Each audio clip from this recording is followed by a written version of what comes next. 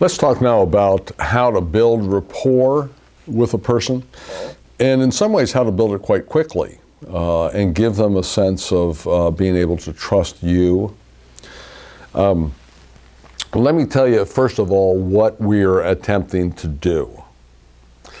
What gives, in addition, by the way, to what we've already said, remember, you being well-defined and aligned is absolutely critical. If you're not well-defined and if you're not aligned, and certainly if you're in the red zone, all bets are off to what I'm going to say from now on.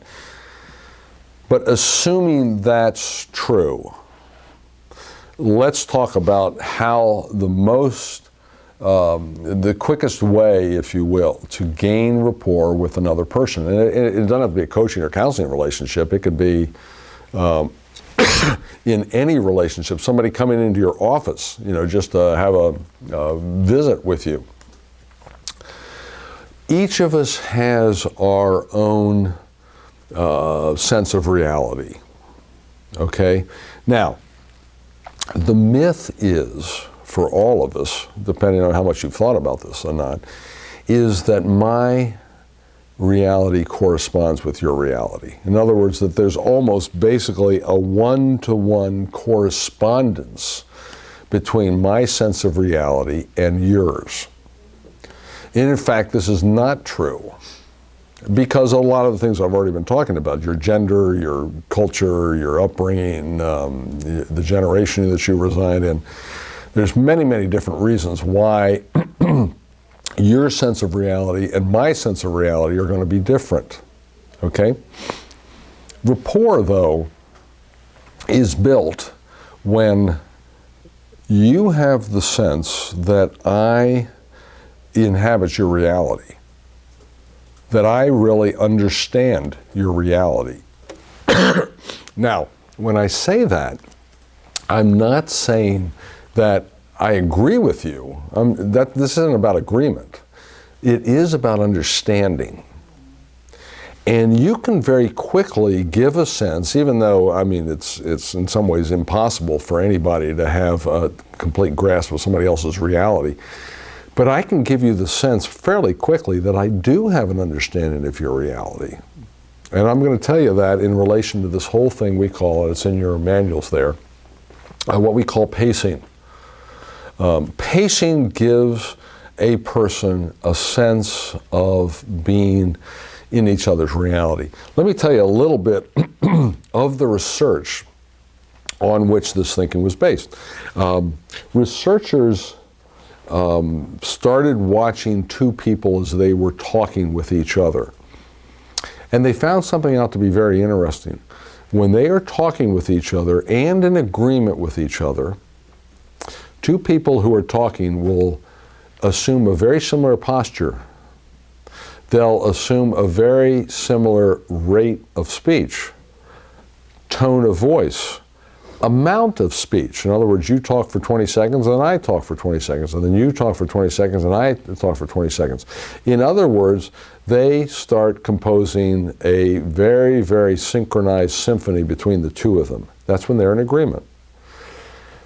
When two people are not in agreement, what they found is that it's the exact reverse of what I just said. A person will try to talk over another person. I'll talk for 15 seconds and you'll try to talk for 30 seconds. My tone of voice is different from yours. My posture is different from yours. All pieces are different, okay? So, understanding that between agreement and disagreement, and again, I'm not talking about agreeing here, although they did these studies on agreement. But what I am talking about is the sense of reality.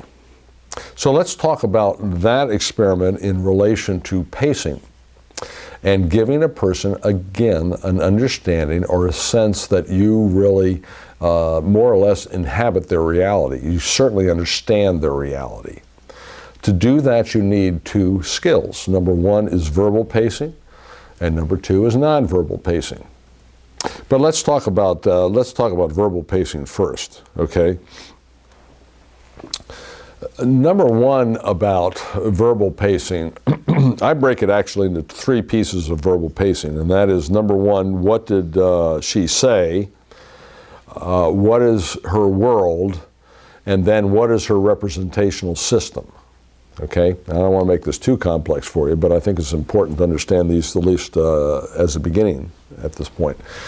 Number one, what did she say? I listen very, very carefully to the way people talk to me to get a sense of the language they use. Some people embellish language a lot. They use lots of modifiers to verbs and adjectives and adjective is a modifier, to verbs and nouns.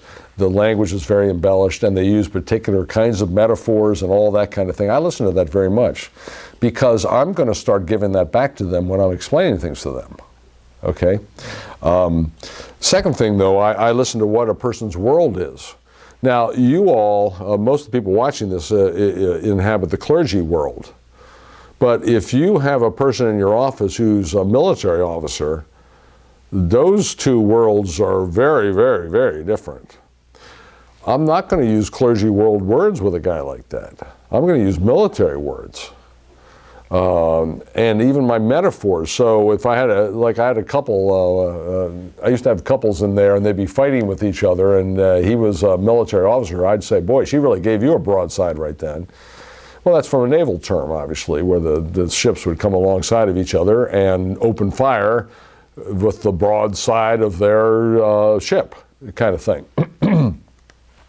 Or you may use flight if he's in the Navy, or you could use infantry metaphors. But anyway, I am very, very sensitive to the world that they exist in, and I want to use images, metaphors, and language that associate with that.